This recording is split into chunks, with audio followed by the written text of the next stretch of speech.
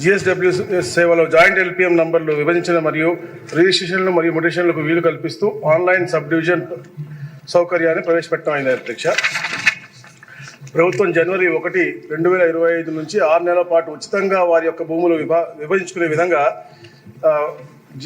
GRT number 1 ద్వారా ఉత్తర్వులు జారీ చేయడం జరిగింది అధ్యక్ష. 10/3/2025 తేదీ నాటికి జాయింట్ ఎల్పిఎం విభజన కోసం 85,571 దరఖాస్తులు అందాయి అధ్యక్ష. వాటిలో 69,142 దరఖాస్తులను పరిష్కరించడమైంది అధ్యక్ష. డి ప్రశ్నకు అధ్యక్ష, అవునండి, షెడ్యూల్ చేయబడిన నిర్దిష్ట సమయం మార్చి 31, 2025 వరకు ఇవ్వబడడం జరిగింది అధ్యక్ష. థ్యాంక్ యూ అధ్యక్ష. విజయలక్ష్మి గారు, ఎమ్మెల్యే గారు. ధన్యవాదాలు రెవెన్యూ మినిస్టర్ గారు, మీ ప్రశ్న ఆన్సర్ ఇచ్చినందుకు. అలాగే మనం చూస్తుంటే నా కాన్స్టిట్యున్సీలో 23 రెవెన్యూ విలేజెస్ ఉన్నాయి అధ్యక్ష. దాంట్లో మన గవర్నమెంట్ చేసినవి ఇప్పుడు చేస్తుంది.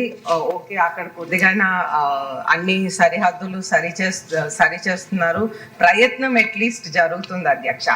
కానీ గత గవర్నమెంట్లో అయితే మనం చూసాము, ఆనాటి ముఖ్యమంత్రి చేసిన సర్వేలో అయితే 8 రెవెన్యూ విలేజెస్ అనేది జరిగిపోయినాయి అధ్యక్ష. జొన్నవలస, రాకోడు, ద్వారపుడి, పినవేంలి, సారిక, చెల్లూరు, సిరియాల్పేట, దుప్పాడ, ఈ 8 విలేజెస్ కూడా సరిగా జరగలేదు అధ్యక్ష. అంటే ఒక పక్క ఒక బౌండరీ వాల్, ఒక బౌండరీ రైతు బౌండరీ సరిగా లేకుండా ఒకరి దగ్గరికి ఇంకొకరి బౌండరీలోకి వెళ్ళిపోయి, అలాగే ఒక పేరు పక్కనోడు పేరు మీద మారిపోయి, ఇటువంటి కన్ఫ్యూజన్స్ అయితే ఆ గత గవర్నమెంట్లో జరిగినాయి అధ్యక్ష. మీరు ఆ విలేజెస్ కూడా మళ్ళీ సర్వే చేసి ఇవి సరిదిద్దాలని నేను కోరుకుంటాను అధ్యక్ష. అలాగే మనం చూస్తుంటే మనకి ఇప్పుడు కూడా ఎన్నో ప్రాబ్లమ్స్ అనేది ఈ రెవెన్యూ సదస్సులో దరఖాస్తు అయినాయి అధ్యక్ష. అవి కూడా పూర్తిగా పరిష్కారం అనేది ఇంకా అవ్వలేదు అధ్యక్ష. అది కూడా పూర్తిగా పరిష్కారం అవ్వాలని నేను కోరుకుంటాను అధ్యక్ష. ధన్యవాదాలు అధ్యక్ష. బండారు శ్రావణశ్రీ గారు. ధన్యవాదాలు అధ్యక్ష. కూటమి ప్రభుత్వం ఏర్పడిన తర్వాత ఈ పబ్లిక్ గ్రీవియన్సెస్లో 90% రెవెన్యూ సమస్యలే వస్తున్నాయి అధ్యక్ష. గత 5 సంవత్సరాల వైసీపీ ప్రభుత్వంలో రాష్ట్ర వ్యాప్తంగా కూడా రీసర్వేల పేరిట అనేక మంది రైతుల భూములు మార్పిడి చేసి రిజిస్ట్రేషన్ల సమస్యలు, పెద్ద ఎత్తున భూ కబ్జాలు, భూ రికార్డులలో అయితే ఓనర్ పేర్ల మార్చేసి అక్కడ సాగులో వేరే వాళ్ళు ఉంటే ఆన్లైన్లో వేరే వాళ్ళ పేర్లు ఉండడం, ఈ భూ సర్వే రికార్డులను కూడా గల్లంతు చేయడం జరిగింది అధ్యక్ష.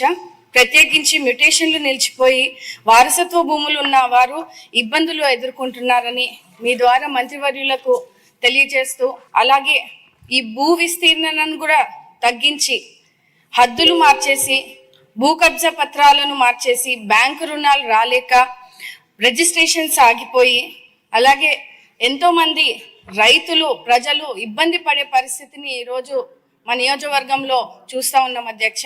ముఖ్యంగా మాలాంటి రిజర్వ్ కాన్స్టిట్యుయెన్సీస్లో ఈ వైసీపీ నాయకులు, అధికారులు ఎస్సీ, ఎస్టీ, బీసీ, మైనారిటీ గల ప్రజల భూముల్ని కూడా కబ్జా చేయడం జరిగింది అధ్యక్ష. తక్కువ ధరలకే వాళ్ళని భయపెట్టి అమ్మడము లేదా కొనుగోలు చేయడము అవన్నీ కూడా జరగడం జరిగింది అధ్యక్ష. వాస్తవంగా ఈ విధంగా ఎన్నో దేవాలయ భూముల్ని కూడా వాళ్ళు కబ్జాలు చేసి రిజిస్ట్రేషన్లు చేసుకొని దాని అమ్మడాలు కూడా కొన్ని వాటిలో జరగడం జరిగింది అధ్యక్ష.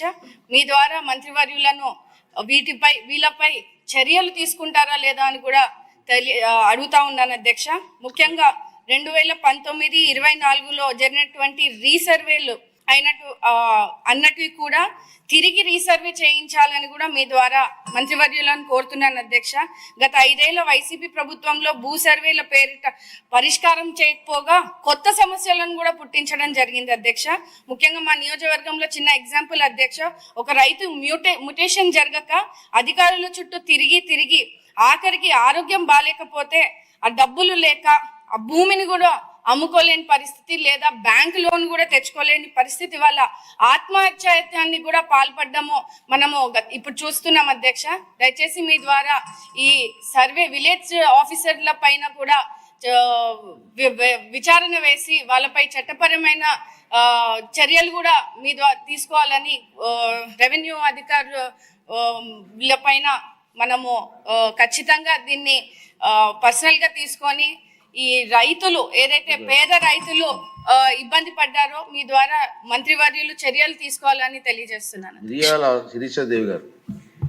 ధన్యవాదాలు అధ్యక్ష. ఈ భూమి మార్పిడి అదేవిధంగా రిజిస్ట్రేషన్ వ్యవహారంలో మన్యంలో చాలా ఇబ్బందులు అనేవి ఉన్నాయి అధ్యక్ష. అయితే రిజిస్ట్రేషన్ అనేది మైదాన ప్రాంతంలో ఒకలా ఉంటుంది, మా గిరిజన ప్రాంతాల్లో కూడా వేరే రకంగా ఉంటుంది అధ్యక్ష. అయితే ఖచ్చితంగా సెటిల్మెంట్ పట్టదారులకి అదేవిధంగా జిరాయితీ భూములు కలిగిన వారికి మాత్రమే రిజిస్ట్రేషన్ అవకాశం అనేది మా ఏజెన్సీ ప్రాంతంలో ఉంది అధ్యక్ష. కాకపోతే ఏజెన్సీ ప్రజలు ఎక్కువగా డీ పట్టా కలిగిన వాళ్ళే ఎక్కువ మంది ఉన్నారు కనుక వీరికి కూడా రిజిస్ట్రేషన్ చేయించుకునే అవకాశం కల్పించే దిశగా ఒకసారి ఆలోచన చేయాలని కోరుతా ఉన్నాను. అదేవిధంగా మాకు ఈ ముటేషన్ అనేది ప్రధానంగా చేయమని మా ఏజెన్సీ ప్రాంతం చెప్తా ఉన్నారు. ఎందుకంటే తాత ముత్తాతలు సంపాదించినటువంటి భూమి కొడుకుల పేరు మీద రావాలంటే ముటేషన్ చేయించుకోవాలి. అప్పుడు చేయాలంటే ఎప్పుడో 20-30 సంవత్సరాల క్రితం చనిపోయినటువంటి తల్లిదండ్రులకు ఆధార్ కార్డు లేకపోవడం, అదేవిధంగా డెత్ సర్టిఫికేట్ లేకపోవడం, ఫ్యామిలీ మెంబర్ సర్టిఫికేట్ లేకపోవడం వల్ల ఆ భూమిని ఆ కొడుకులు వాళ్ళ పేరు మీద ఎక్కించుకోవడానికి కూడా చాలా ఇబ్బందులు అనేది మేము పడతా ఉన్నాం అధ్యక్ష. ఈ యొక్క భూమిని వాళ్ళు పంచుకుపోవడం వల్ల ఏదైతే అభివృద్ధి సంక్షేమ పథకాలు ఇవన్నీ కూడా మా ఏజెన్సీ ప్రాంత ప్రజలు నష్టపోతున్నట్టు పరిస్థితి అధ్యక్ష. అయితే ఒకటి కోరుతా ఉన్నాను, ఏజెన్సీ ప్రాంతంలో ఉన్న ప్రజలకు కూడా డీ పట్టా ఉన్న వారికి కూడా గిరిజన చట్టాలను అనుసరిస్తూ వారికి పక్కా రిజిస్ట్రేషన్ అవకాశాలు కూడా కల్పించాలని కోరుతా ఉన్నాను. అదేవిధంగా చిన్న విషయం అధ్యక్ష, ప్రజెంట్ మనం రీసర్వే పేరుతో గత ప్రభుత్వం అంతా కూడా ప్రభుత్వ భూములు కూడా మా ఏజెన్సీ ప్రాంతంలో కబ్జా చేసి పట్టాలు చేయించుకునేటువంటి పరిస్థితులు జరుగుతూ ఉన్నాయి, జరిగింది కూడా అధ్యక్ష. ప్రస్తుతం మనం వచ్చాక ఏదైతే రెవెన్యూ సదస్సులు పెడతా ఉన్నామో ప్రజలందరూ కూడా హర్షం వ్యక్తం చేస్తూ ఉన్నారు, మంచి రెస్పాన్స్ కూడా వచ్చింది. గతంలో అన్యాయం జరిగిన వాళ్ళకి ఇప్పుడు న్యాయం జరుగుతుందని ప్రజలందరూ మన మీద ఒక నమ్మకం, ఒక భరోసా ఉన్నారు కనుక ఖచ్చితంగా ఏజెన్సీ ప్రాంతంలో ఈ సమస్యలను దృష్టిలో పెట్టుకొని మంత్రివర్యులు గారికి సరైన నిర్ణయాలు తీసుకోవాలని కోరుతా ఉన్నాను అధ్యక్ష. ధన్యవాదాలు. ధన్యవాదాలు అధ్యక్ష.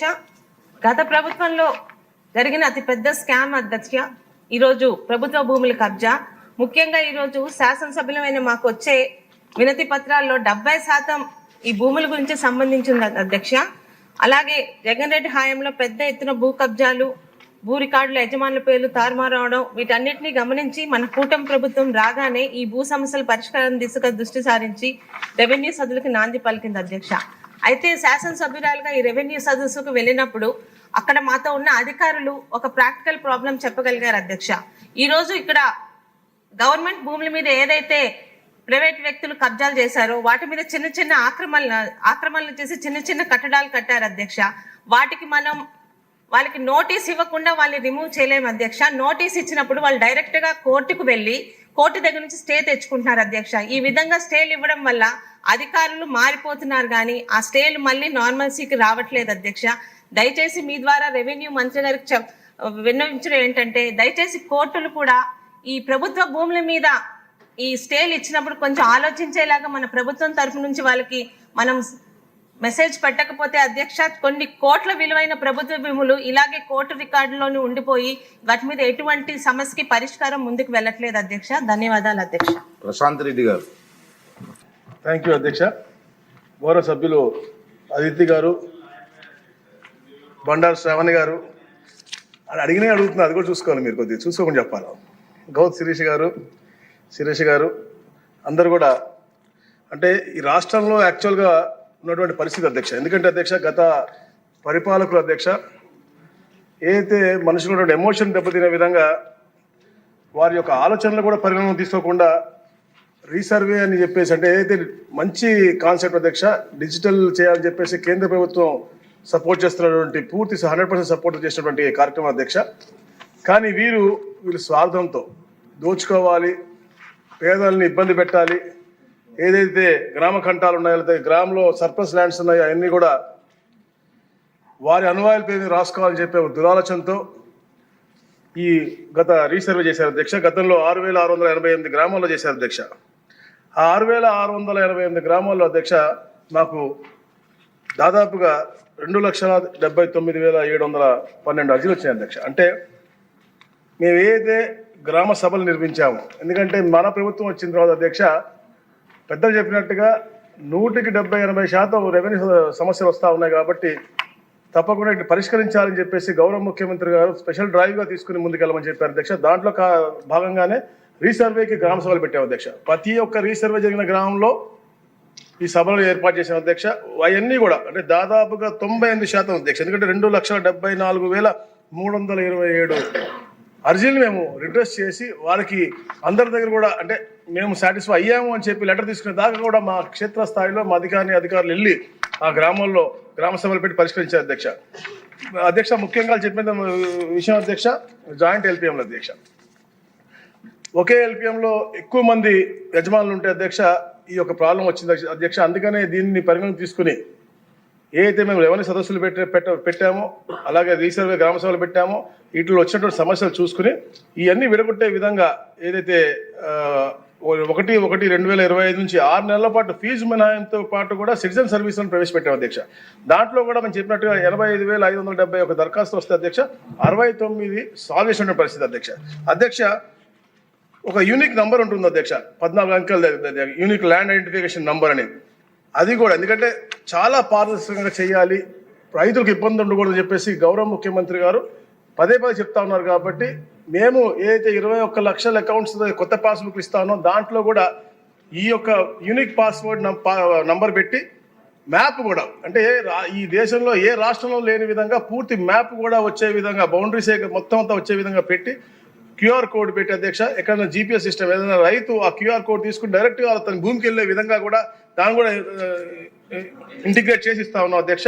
తప్పకుండా అధ్యక్ష, ఎందుకంటే ఇప్పుడు కొత్తగా నూతనంగా అధ్యక్ష చిన్న బ్లాకులు చేసి అధ్యక్ష 250 ఎకరాలు మించకుండా ఒక బ్లాక్ చేసి రోజుకి 20 ఎకరాలు మాత్రమే సర్వే చేసే విధంగా రీసర్వే ఇప్పుడు కార్యక్రమాలు చేస్తా ఉన్నాం అధ్యక్ష. మన జనవరి 20 నుంచి చాలా పారదర్శకంగా విఆర్ఓలు సర్వేయర్లు ఆర్డీఓ కంపల్సరీ వెళ్ళే విధంగా అలాగే జాయింట్ కలెక్టర్లు ఆకస్మిక తనిఖీ చేసే విధంగా కూడా ఈ యొక్క కార్యక్రమం చేస్తా ఉన్నాం. చాలా పారదర్శక జరుగుతుంది. మన ఎమ్మెల్యేలు కూడా పూర్తిగా పాలు పంచుకుంటే వాళ్ళకు కూడా ఏదైనా కంప్లైంట్స్ ఉంటే తెలుస్తున్నారు అధ్యక్ష. ఎందుకంటే ఒక వాట్సాప్ గ్రూప్ కూడా క్రియేట్ చేసి పక్కన చుట్టుపక్కల ప్రతి ఒక్క రైతుకు కూడా మెసేజ్ వెళ్ళే ద్వారా వాళ్ళకి ఫోన్ చేస్తున్నారు, లేకపోతే వీడియో మెసేజ్ పెడుతున్నారు, ఆడియో మెసేజ్ పెడుతున్నారు, అన్ని రకాలుగా అన్ని చేసి వాళ్ళకి చూపించి వాళ్ళ ఊళ్ళో లేకపోతే కూడా వీడియో కాల్ కూడా చేసి బౌండరీస్ చూపించే విధంగా కూడా ఈ కార్యక్రమం చేస్తా ఉన్నారు. చాలా పారదర్శకం చేస్తా ఉన్నారు.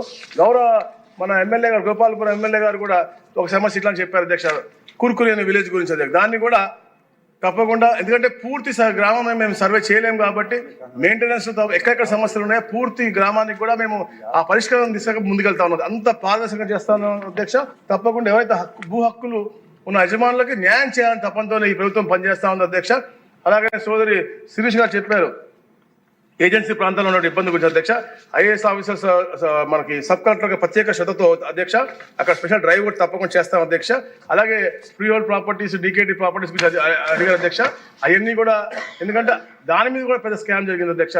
దాదాపుగా అన్లాఫుల్గా 5 లక్షల పైన ఎకరాలు వాళ్ళు చేసుకున్నారు అధ్యక్ష. దాని రిజిస్ట్రేషన్ కూడా 8,000 పై జరిగినాయి అధ్యక్ష. అవన్నీ పైన అటుపైన కూడా మేము అధ్యయనం చేస్తా ఉన్నాం. జియోఎం వేసాం అధ్యక్ష, మొన్న కూడా చెప్పాను అసెంబ్లీలో. ఆ జియోఎం ద్వారా ఈ డీకేటీ పట్టాలు ఫ్రీ హోల్డ్ గురించి కూడా మేము తప్పకుండా డిసిషన్ తీసుకుంటాం అధ్యక్ష. థ్యాంక్ యూ అధ్యక్ష.